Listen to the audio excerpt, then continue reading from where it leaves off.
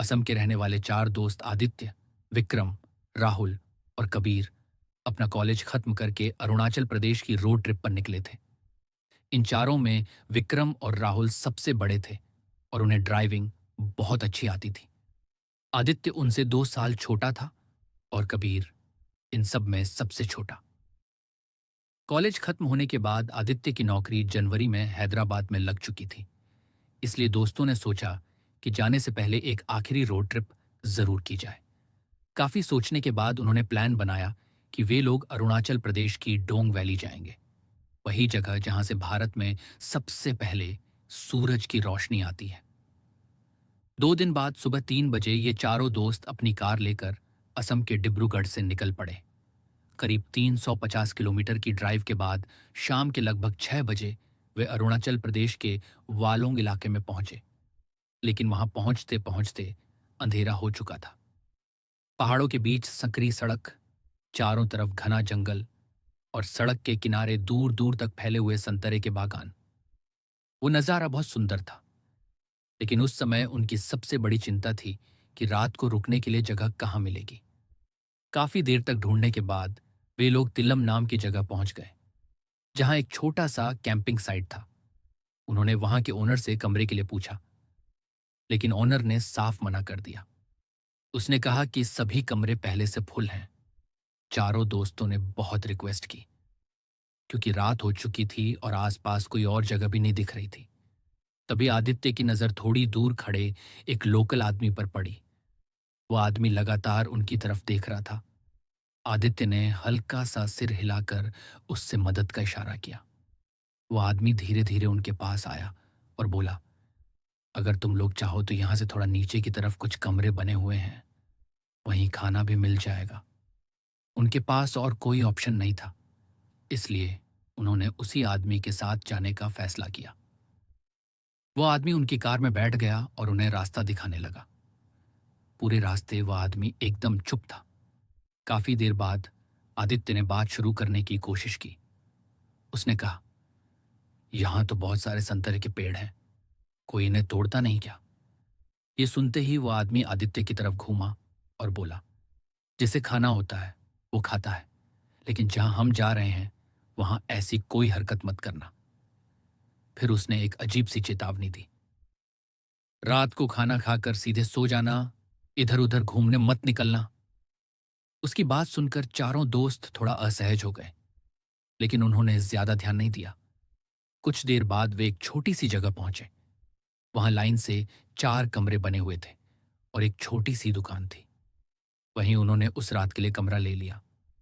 Owner ने उन्हें खाना बनाकर दे दिया और बोला, अगर कहीं बाहर जाना हो तो मुझे बताकर जाना।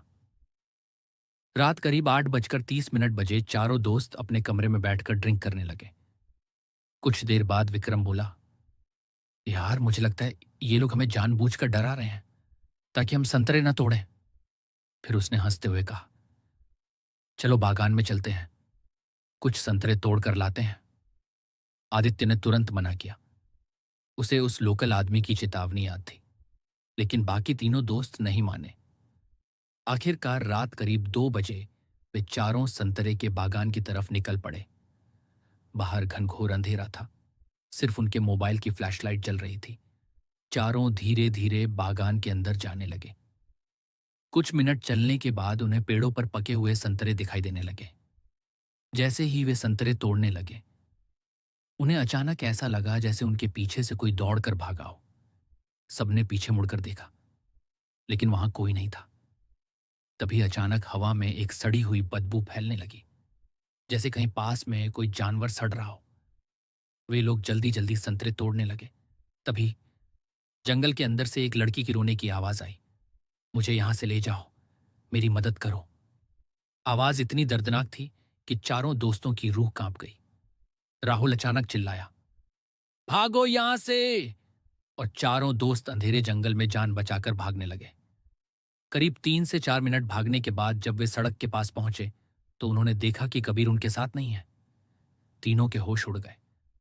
उन्हें साफ याद था कि भागते समय चारों साथ थे। वे लोग वापस जंगल की तरफ मुड़े और कबीर को आवाज लगाने लगे, लेकिन कोई जवाब नहीं आया। मजबूरी में वे तीनों दोबारा जंगल के अंदर गए। करीब 10 मिनट खोजने के बाद उन्हें कबीर दिखाई दिया। वो मोबाइल की फ्लैशलाइट लेकर जंगल के और अंदर जा रहा था। लेकिन अजीब बात यह थी कि वह ऊपर पेड़ों की तरफ देखते हुए किसी अजीब भाषा में बुदबुदा रहा था।